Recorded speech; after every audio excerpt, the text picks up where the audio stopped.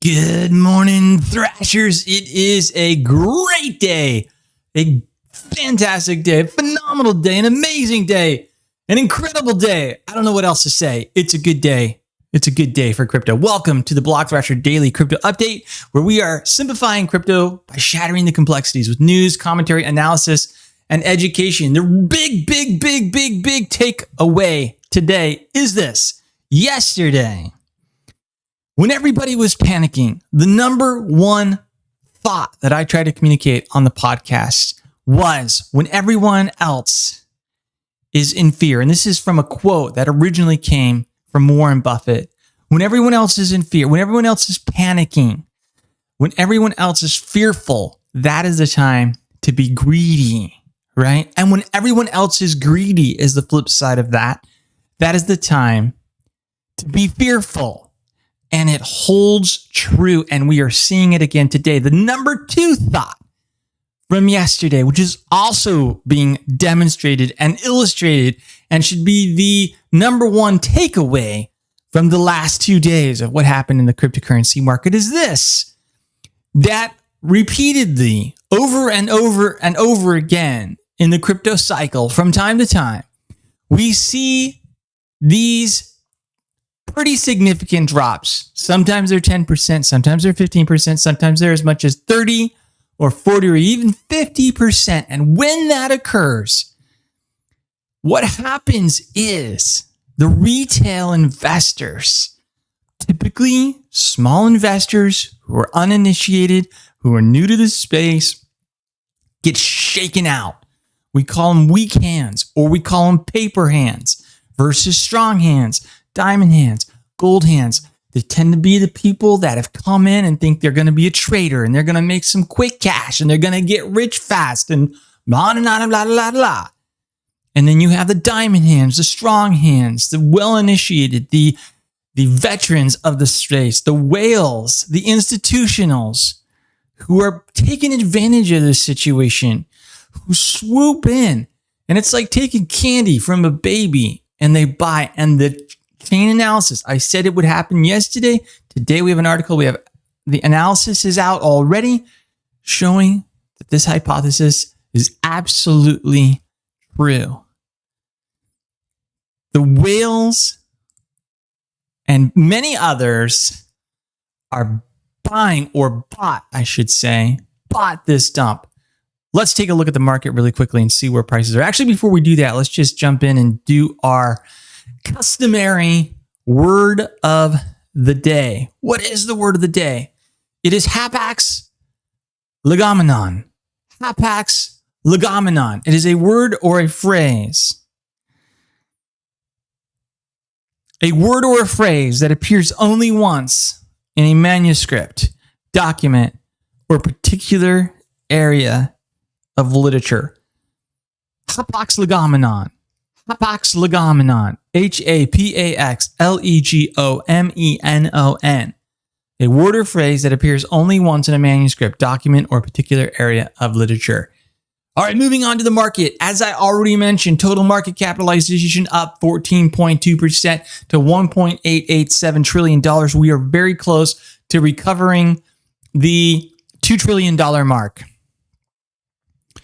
Bitcoin dominance, 41.3%. Bitcoin dominance recovering slightly in the last 24 hours, partly because Ethereum dominance has dropped. It is now 17.9%. Ethereum gas prices are relatively high at the moment, 126 HwAY for standard.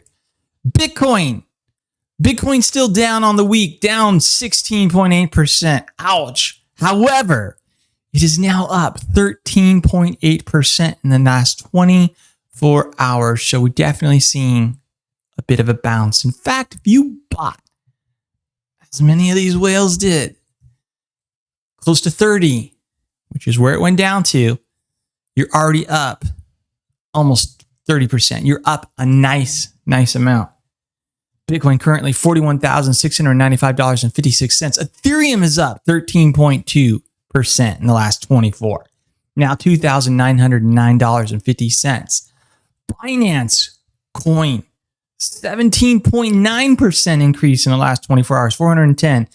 And here is the outlier of the top 10. Killing it. Cardano up 24.5% in the last 24 hours. Currently sitting at $1.85. If you're in Cardano, this little market crash, I'm going to call it a little market crash, mostly because I'm speaking chronologically. I mean, it just wasn't very long, especially for some of the alts. Because, if you look at some of the other alts on the week, they're relatively close to where they were. But Cardano, not partaking, up 18.2% on the week, up 24.5% in the last 24 hours to $1.85, which is very close to,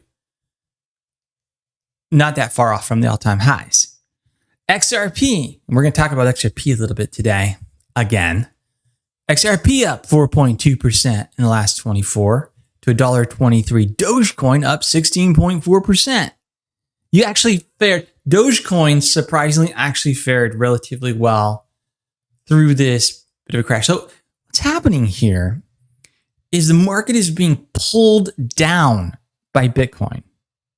This is clearly what's happening here, which is, understandable because it is Bitcoin is the realm of the whales, the institutionals, etc. right now. I mean, Bitcoin is still where the money's at with a market cap of 780 billion. Although when you add up the other top 10, especially the other top 5, we're getting closer to parity there. Polkadot up 14.7% to $29.97. You're still down 15% on the week, though, which is kind of painful, of course. Bitcoin Cash also on the rise, up 13.5% to 843. Litecoin is up 6.4. Uniswap is up 17.1. Everything was on sale. And now is the time to step in. Oh, here's one other significant outlier, Polygon. Up 7.5% in the last 24, up 87.6% on the week. Solana looking good too. Solana continues to rise in terms of market cap ranking. It is now at number 16. It's up 6.6%. It's at $43.82. Super solid project, super solid project. So I think we're going to continue to see that one rise. So what happened? What happened? What really happened?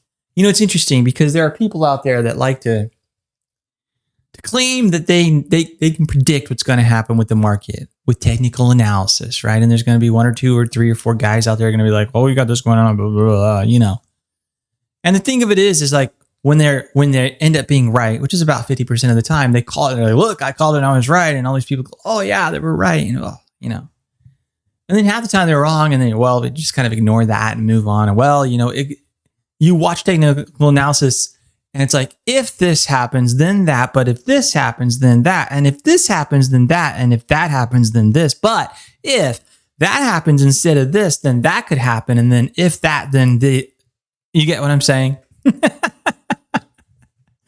You basically, and you create so many potential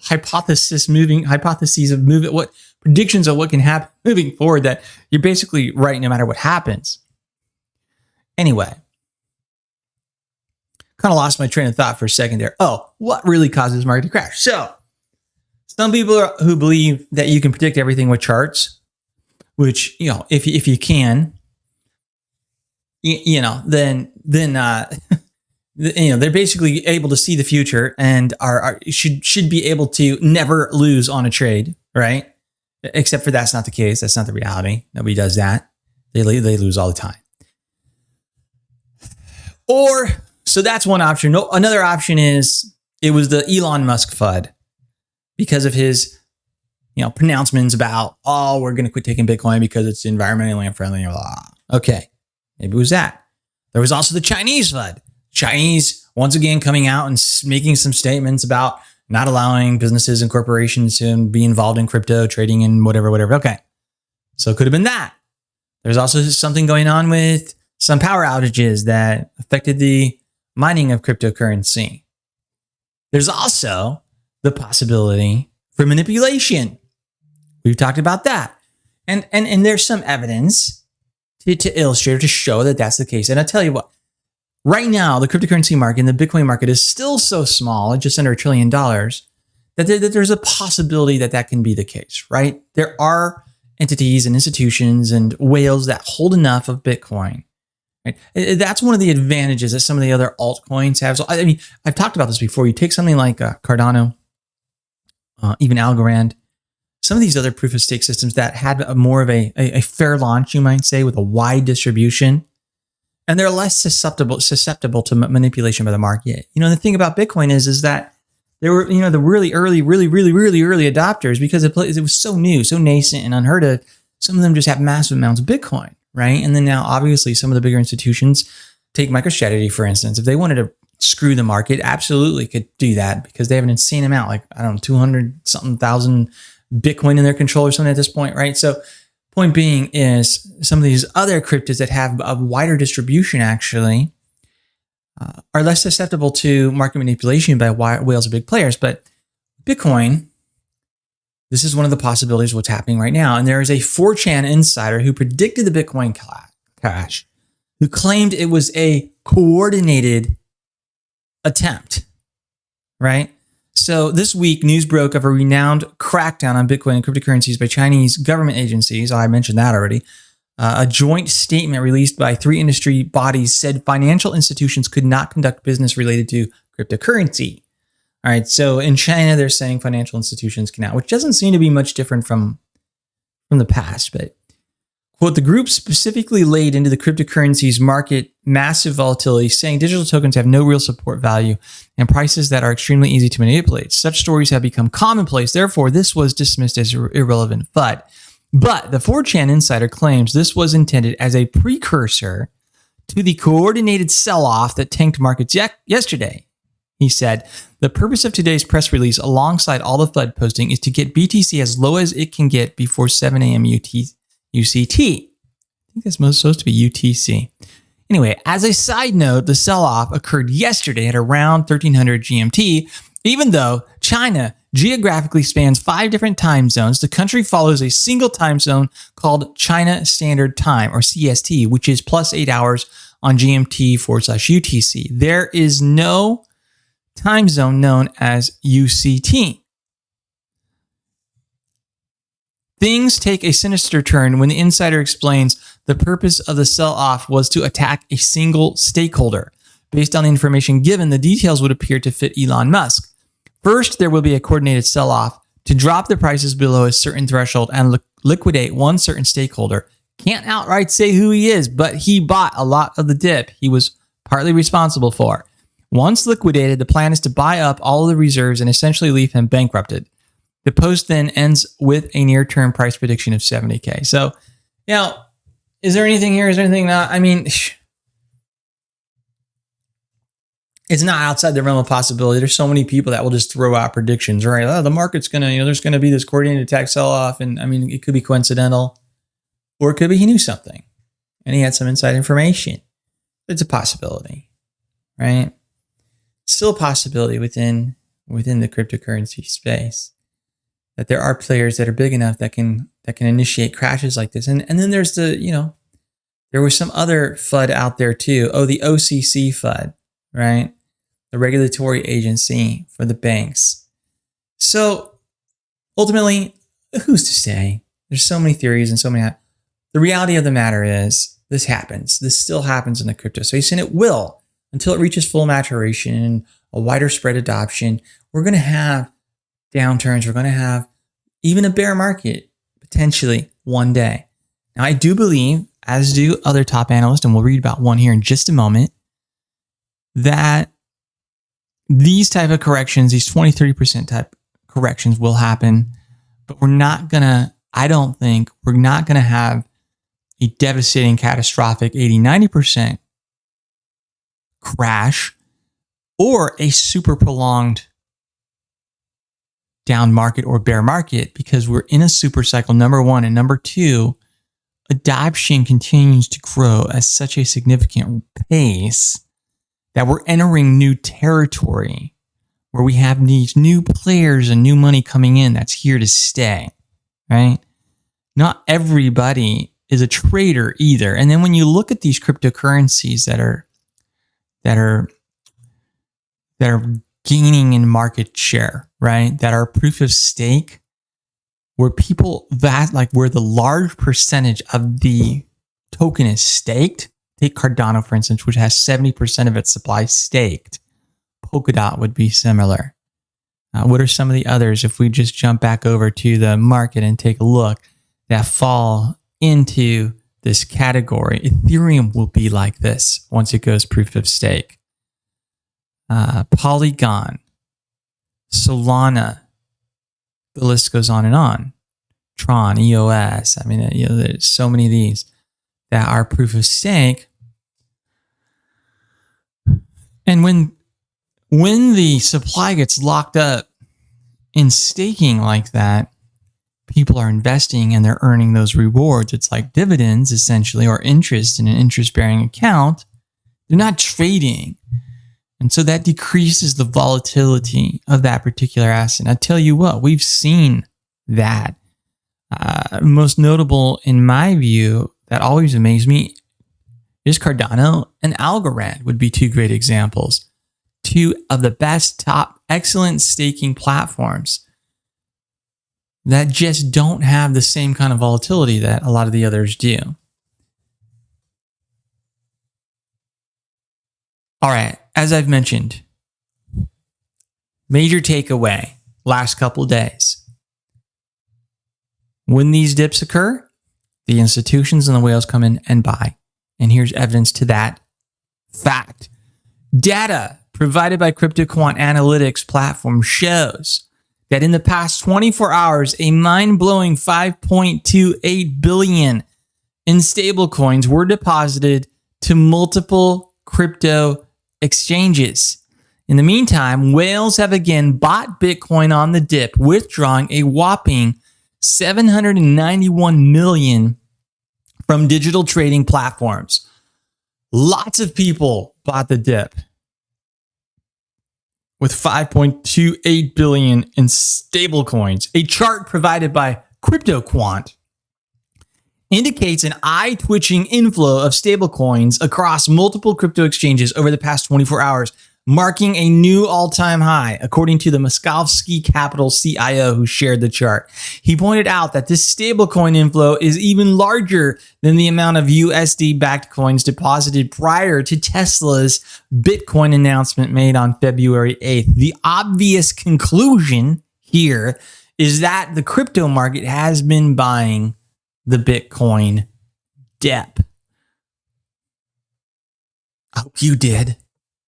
Almost 20,000 BTC withdrawn from exchanges in 10 minutes. And I tell you what, set a Bitcoin aside for a little bit.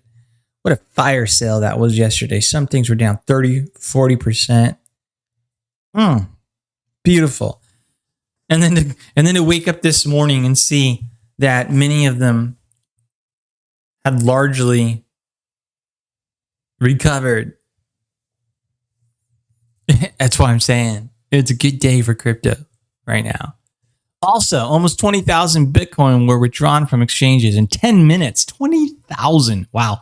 Another confirmation of the Bitcoin dip being bought is that whales withdrew a staggering 19,639 Bitcoin from digital trading venues. That is clear from a chart provided by popular analytics aggregator Glassnode. In just 10 minutes. Wow. All right, here's some good stuff to encourage you, right? Let's get on to an encouragement segment. Let's get some little boost in our morale.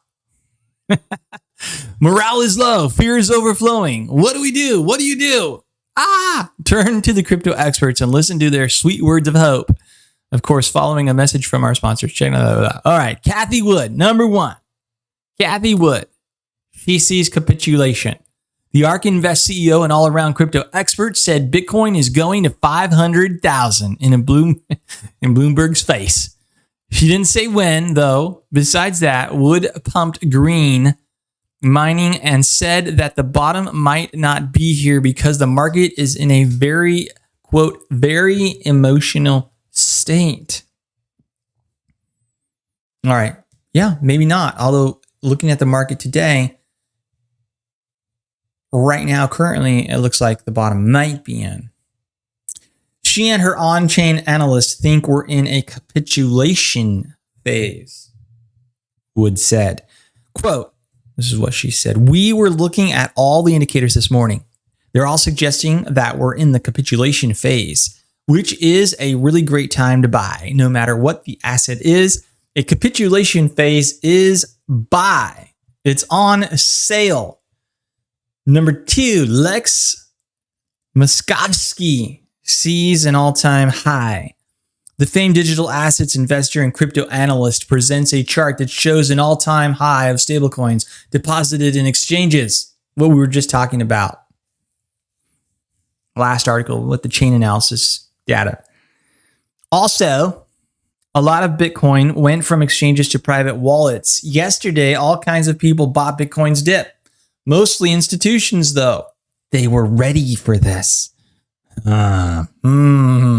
Smart money. Of course, if they might have been ready for it if they were also. I'm just telling you guys, I've been in this crypto space since early 2016, paying attention even before that, and I've seen it time and time and time again. Even before we had the level of institutional adoption, which we have now, prior to that, the whales would act in a similar fashion. The market would crash. It would take all the small retail people, all the weak hands would just dump into it as they were in fear and in panic mode. I mean, back when Ethereum was $7, then it hit $200. Bitcoin, $1,500, $3. I mean, we've been through this up and down for a number of years now, and the same thing was happening, and the same thing was occurring, and it continues to happen. Even in the long and protracted bear market that we had after 2017, 2018, up into beginning of 2000, end of 2020, beginning of 2021, the same thing was happening.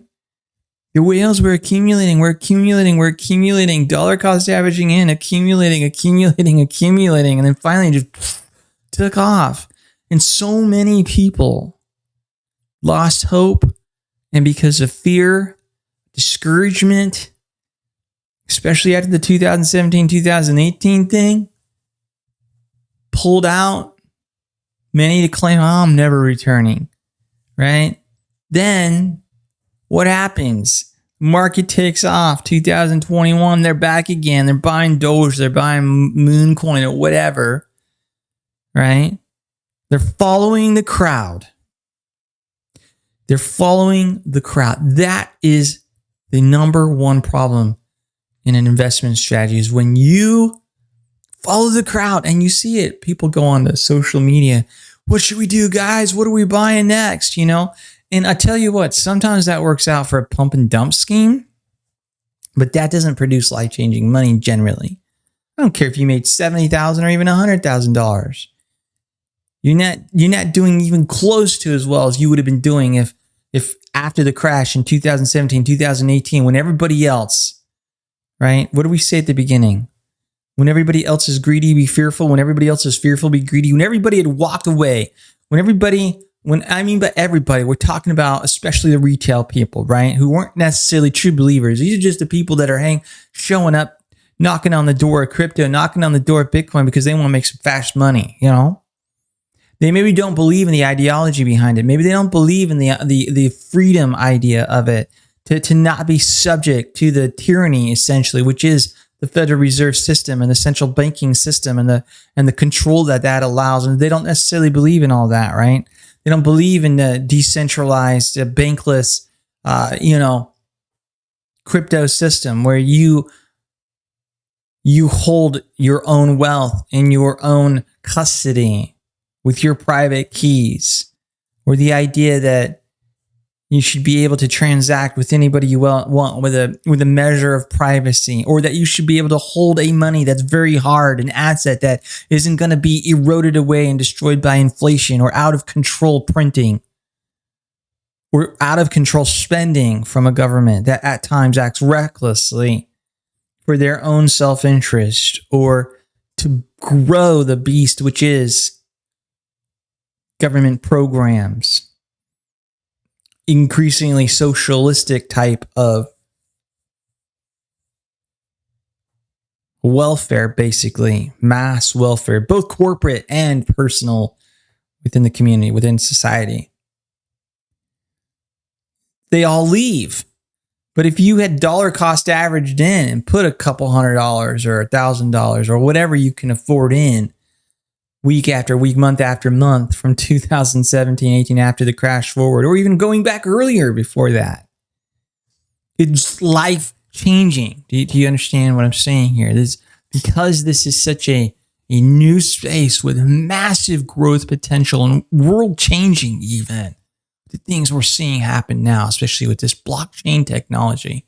There's some people don't get it. The people that are coming in that are just looking to make a fast, quick buck because somebody over at, at work or whatever told them, yeah, man, I just made 1,000% on DOGE or whatever it is.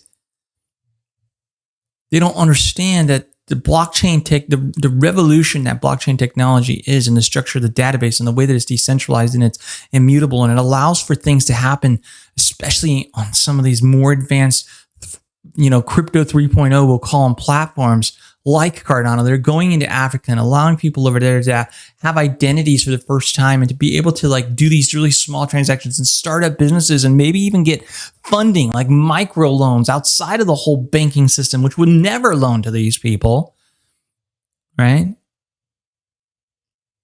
I mean, there's some really transformative stuff going on here. So when you understand all of that and you believe in all of that, then it's easier to have the approach that I'm talking about, where you dollar cost average in, every month you're buying, you're stacking. I mean, unless you were fortunate enough to see all of that way in advance and just get in early, which many did. Many people did. All right, going back to what else do these analysts say? Raoul Pal sees the same pattern as in 2013 and 2017. The investor and Real Vision CEO isn't sweating this time around. This happened before a few times. This bull runs pattern is nothing new, he says. In fact, the similarities to previous cycles are uncanny. And Raoul Pal, I think that's how he says it. I don't think it's Pal. I think it's Raoul Pal has the charts to prove it. The crypto expert also predicts an overextension of the bull cycle. Wow, this is interesting. For those of you who can't see it because you're not on the video, you're on podcast, he has overlaid the chart a certain season of time from 2017 to now, and it does match. It matches almost exactly. However, we're not done with the cycle, and it looks like we have quite a ways to continue to go up. And the same thing with 2017 versus now. Based off of 2017, judging by this chart, we are only barely even halfway through this cycle, and we'd be going up to close to 480,000 on Bitcoin. Shu Su still sees a super cycle. The known investor and Uncommon Core Coast host announced that he's never had more short positions than long positions in cryptocurrency since 2018. Then he basically admits that he took opposite positions relative to his investments to reduce the risk of adverse price movements. Finally, the crypto expert risks it all and affirms that the super cycle is still on the table. The Bitcoin super cycle is a concept popularized by Kraken's Dan Held. He explains, never before has Bitcoin had such strong fundamentals against a macro backdrop, traditional financial system, that highlights exactly why Bitcoin is needed. The narrative is singular, and the ability for global value to flow into Bitcoin has never been easier. I agree with that wholeheartedly. According to the crypto expert, this time the cycle is not going to look like 2013 and 2017. The reasons are, this is an argument that I've been seeing, so this is fascinating to me. The reasons are this: the COVID situation plus inflation plus institutional adoption of Bitcoin plus no conflicting narratives and a general understanding of the crypto space by both retail investors and big players. It will still happen, but it'll be bigger and better and throughout more time. I agree with that. It's that echoes what I was saying earlier about things being a bit different this time because of the growth of the space. Well, he just stated it. There's like 5 things there, right? COVID, inflation. How does COVID positively impact? Well, everybody's staying at home. They've had more opportunity to look into crypto, to spend time dealing with that stuff. And it's a digital world. We're moving in a digital direction. So it makes sense that the digital type of cryptocurrencies would benefit from that. Then you've got inflation. I mean, the Fed is just printing like crazy. Then you've got institutional adoption. And we see story after story every single day of that. No conflicting narratives, right? So the regulatory concerns are becoming less, even though there's some still there. And a general understanding of the crypto space by both retail and investors and big players. People are starting to understand it more. That's correct. Also, Crypto Cobain said that this is what Bitcoin needed. Back in January, Up Only's Kobe described the exact situation we're living in. According to the crypto expert, the situation is necessary for Bitcoin to reach 100K, 200K per coin, a blow off top and a consolidation period that destroys weak hands so that everyone thinks it's over and hype dies down. Yep. And that's what I was talking about. This what ends up happening.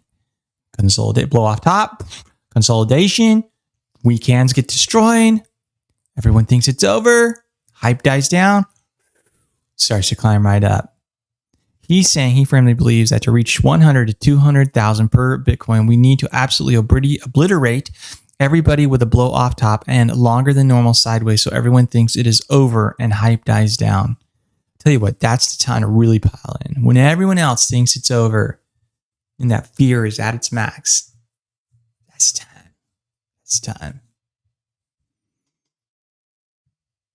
Negative news for Binance Smart Chain. Once again, problems abide on BSC as Bunny Finance suffers attack. An attacker used a flash loan to exploit the Binance Smart Chain yield aggregator Bunny Finance earlier this morning. They dumped Bunny tokens on the market, causing prices to plummet by 96%. Ouch. A malicious actor targeted Bunny Finance Bunny token earlier Thursday with a type of economic attack involving flash loans. The attacker executed a flash loan to buy large amounts of Bunny before selling it on the market. While no vaults of the yield aggregator were compromised, the price of Bunny tokens fell 96%. Flash loans are a type of innovation pioneered by Aave. They allow anyone to borrow an unlimited supply of funds without providing any collateral as long as they pay back the sum in the same transaction. They've been a subject of debate due to the role they've played in many attacks. Flash loans initially gained pace in DeFi, but have recently taken off on Binance Smart Chain's centralized CDeFi network. In this instance, the attacker used PancakeSwap to borrow a large amount of BNB, which they then used to manipulate the price of Bunny. They received a large amount of Bunny as the equilibrium of the pool changed. When BNB was added, they then sold the Bunny to the market and paid back the BNB. It's estimated that the attack was worth around 200 million. A paper trail of their transactions can be viewed via BSC scan. I don't know if they did anything illegal here, though. So it's like a flaw that they were able to exploit in the system and the way it works. The price of Bunny first rose when the attacker added BNB to the pool, then suddenly dropped when they sold the tokens on PancakeSwap. The anonymous team behind Bunny has promised a reimbursement plan, and withdrawals are being frozen while the team assesses the damage. See this here? See how centralized with its smart contract type of system this is? So they can freeze withdrawals, and it's an anonymous team. Could it be anytime it's an anonymous team too, you're like thinking, wow, this could be a rug pull again. Bunny Finance is one of the most popular projects on Binance Smart Chain, but this morning's attack is yet another blow for Binance's hopes of competing with Ethereum. The platform has suffered a lot of criticism recently after remember that one, Meerkat Finance was exploited by its own developers, and more than $50 million worth of funds were stolen from Uranium Finance. Only yesterday, further problems arose when Venus Finance users were hit by $200 million worth of liquidations. Is Binance Smart Chain safe? Binance Smart Chain has offered a cheaper alternative to Ethereum for DeFi-related activities in the last few months. The low cost of using the network is part of what's attracted many yield farmers to the network, driving the price of BNB to new highs. It's now the third biggest cryptocurrency by market cap, behind only Bitcoin and Ethereum, although interestingly, Cardano did flip Binance in the early hours this morning. Yes, very close battle was going on there.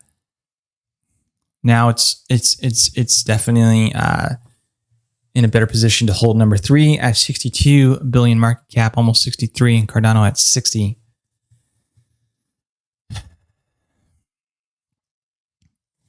However, with so many attacks and exploits appearing on the Ethereum clone, there are reasons to worry about the health of the blockchain itself. Several Binance Smart Chain users have reported that bridges between the network and other chains were closed after the Venus Finance attack, while others have suggested that the network could be frozen for as little as $100,000 an hour. In a Twitter thread discussing the recent issues, one user called Crypto Ultron said that the network was constantly forking uncontrollably, with forked blocks appearing for every new block committed to the chain. Ouch! Binance Smart Chain uses bigger blocks than Ethereum mainnet, which means that the costs get divided between more transactions. This doesn't come without issues, though, as the bigger block size options can lead to complications, as was extensively discussed during the Bitcoin block size wars. While the chain is still functioning, there are good reasons to stay prudent when using Binance Smart Chain for the time being. Yeah, I'd say so. All right, last story of the day. Ripple is not happy. It's not happy times for Ripple or XRP at the moment. You know what I'm just going to say before I jump into this real quickly here is this is very interesting, by the way. I still personally wouldn't touch Ripple. Wouldn't even think about touching Ripple, and I'll tell you why. They're still in a lawsuit with the SEC. The regulatory agency of the most powerful, or one of arguably the most powerful governments in the world, with unlimited resources, is very actively going after Ripple and XRP. And it remains to be seen what's going to happen there. It's just, if you want to take a high risk position where you don't mind losing or whatever, fine. But fundamentally, this is a problem. So here's the story. The judge denies Ripple's bid to bar SEC from seeking foreign info on XRP. In a legal win for the U.S. Securities and Exchange Commission, a judge has denied Ripple Labs' request for the SEC to stop using request for assistance to foreign regulators to obtain information on Ripple and XRP transactions overseas. U.S. Magistrate Judge Sarah Netborn, in her ruling, also ordered the SEC to produce all documents obtained through the use of the formal request. In addition, the SEC was directed to produce copies of all previously served requests within 14 days and any subsequent requests within 14 days of their service, so as to improve transparency in the process. The SEC also will need to produce a privilege log when it believes it has a proper claim of privilege. So very interesting. So the judge says the SEC gets to go and request this information from the foreign entities, from the foreign regulatory agencies, and from the foreign exchanges. However, anything that they request has to be turned over. It has to be made public or given to the court and to the opposition. So that's very interesting, because then it shows who it brings to light who it is that the SEC is trying to get this information from. The court concludes that the SEC's use of the request is permissible and not an affront to the court's jurisdiction, Netburn wrote in her ruling. Is the use of such formal request proper? Last month, Ripple Labs, its CEO Brad Garlinghouse, and executive chairman Chris Larson argued in a joint letter to the judge that the SEC was pursuing discovery, quote, outside the scope of the federal rules and the Hague Convention by improperly leveraging Memoranda of Understanding, MOU, with foreign regulators who then, at the SEC's request, serve burdensome document requests for entities under the foreign regulator's jurisdiction. The MOU process involves a foreign securities regulator in the discovery process, which has a significant impact on the recipient of the request, including Ripple's overseas business partners, and amounts to an unwarranted intimidation tactic, Ripple's lawyers wrote. But the judge, Netburn, disagreed, saying no evidence suggests that the SEC issued its request in bad faith, the judge said. The judge also noted that the Hague Convention is not the exclusive or priority means of conducting foreign discovery, and there was legal precedent to allow the SEC to gather foreign discovery during a pending civil litigation. Furthermore, the fact that this discovery tool is one-sided does not render it unlawful. Parties to litigation routinely experience imbalances in resources or otherwise, Netburn wrote. The SEC's MOU process allows the agency to quickly and inexpensively obtain information that might otherwise slow the case to a halt. Quote, the court declines to preclude the SEC from acting within the scope of the MOU authority. But the court is not without a role in discovery, Netburn added. As discussed during oral argument, the SEC may be precluded from introducing discovery obtained through the request if it had not been previously disclosed, or if the defendants can establish its inadmissibility on some other ground. So it's kind of interesting, because what the judge is basically saying here is the SEC can go ahead and pursue this information, but if they didn't previously disclose that they were going to include it, it may not be admissible. This is interesting. I don't know if it goes positive or negative, because in a way it sort of like opens up and reveals the SEC, what it's doing and its tactics, etc. But it doesn't necessarily guarantee that they're going to be able to include that information in the trial or the hearing or whatever they're calling this thing. So the SEC has sought information on Ripple and XRP from 20 foreign agencies. Wow, it's a lot. The SEC is a signatory to the international organization. This gets interesting. Listen to this. Check this out. You know, it's interesting because people talk about one world government, and we do have these governments, right, that have a certain measure of sovereignty around the world. And if you're an American living in the United States, a lot of our audience is not. But we are one of the most sovereign still nations because of our economic supremacy, because of the dollar being the reserve currency, because of our military might, all these types of things. But so many other nations around the world have lost almost their entire sovereignty. I mean, we have, especially economically speaking, a one world system now. We literally essentially have a one world government. And here's more evidence to that the SEC and the other regulatory agencies around the world have actually joined forces to enforce these types of things. And here this is stated. The SEC is a signatory to the International Organization of Security Commissions. Never even heard of this thing until today.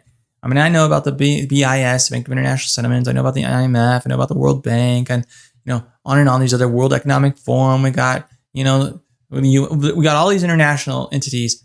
Here's another one: the IOSCO, right, which is the International Organization of Securities Commissions. Multilateral Memorandum of Understanding. So the SEC is a signatory to this. Multilateral Memorandum of Understanding concerning consultation and cooperation in the exchange of information, MMOU they call it, as well as other bilateral agreements that allow countries to share information. The SEC that has said that such cross-border cooperation allows the agency to protect the U.S. capital markets and investors. For this lawsuit, the SEC has issued 11 requests to 9 foreign regulators covering approximately 20 entities, including 14 digital asset trading platforms, 5 companies that Ripple has said use XRP in its on-demand liquidity, and 1 investor who bought XRP directly from Ripple. According to the SEC in a letter to the court last month, 2 foreign regulators, which the SEC did not identify, refused to provide assistance.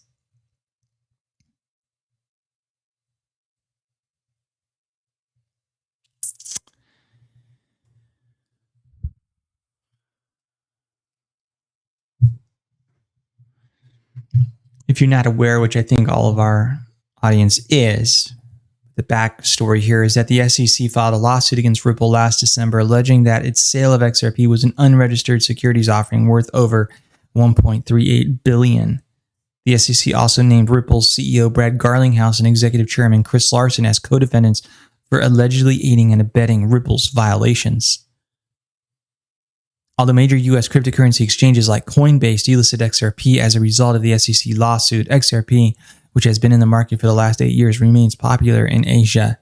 The lawsuit is currently in discovery phase, with the SEC and Ripple battling over the information to be shared with the other side.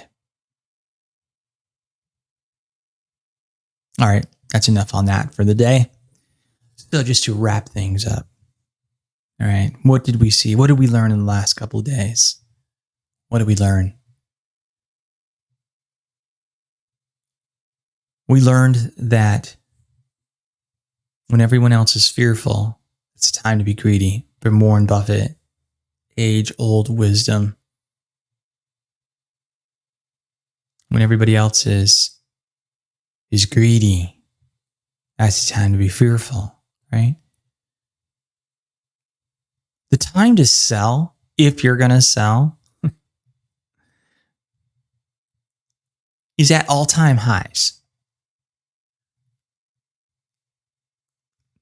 If you've come to a place where you want to take some profits or you want to pull out of your investments to purchase something else, hopefully, preferably some other asset like property or real estate or something, the time to do that is when that particular asset, crypto, has reached an all-time high, where the market is at an all-time high. Not after it's already dropped 10, 20, 30%. That's the time to buy. When everyone else is panicking, when the market is in a panic. A good way to do this, because it's also very difficult to catch a falling knife, to figure out, just like it's difficult to sell at the very, very top, it's very difficult to buy the very, very bottom. But you can dollar cost average so dollar cost averaging you can do over time, like on a weekly or monthly basis, but you can also do it when there's a crash occurring, right? So let's just say you're trading on a platform, an exchange, and you want to put some limit orders in. Well, you can stagger them down. It's a good strategy. Maybe Bitcoin's at 60,000. It starts to drop. It's already gone down to 55,000. Maybe it's gone down to 50. And you're like, wow, I'm going to put in a smaller buy at 48,000. I'm going to put a little bit bigger than that buy in at 45,000. I'm going to put in really large buy at 35,000 in case it goes down to that level, right? And you just let them sit. Or you do it even real time as it's dropping, like it was yesterday.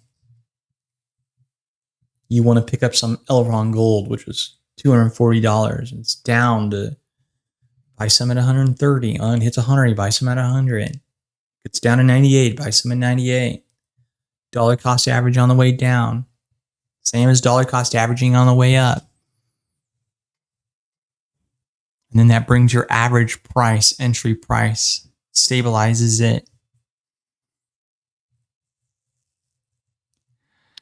All right, well, I think that's enough for today. I think I've gone on for quite some time. I don't even know how long these things go. I just get on a roll. I just love talking about crypto, and it's so much fun to cover the news, and I hope you guys enjoy it too. I really appreciate your support. Please share the podcast with family, friends. Be sure to subscribe, whatever podcast platform you're on, or if you're on YouTube, subscribe, hit the notification button so that you know, so you're going to get every episode. Also, leave a review if you would, please, especially if you're on the Apple Podcast platform. I appreciate it on all of them, but a nice review with a 5-star rating would really help me grow this so we can keep more people informed, grow the crypto space, earn together. Appreciate y'all. Love you. Hope you have a phenomenal day on this Thursday. See you again tomorrow. Remember, look for that coming Cardano special. I'm still trying to wrap the dang thing up. So many good things there. See you again tomorrow. Have a great day. Remember, it's always a good time to earn and stack more crypto. Talk to you soon.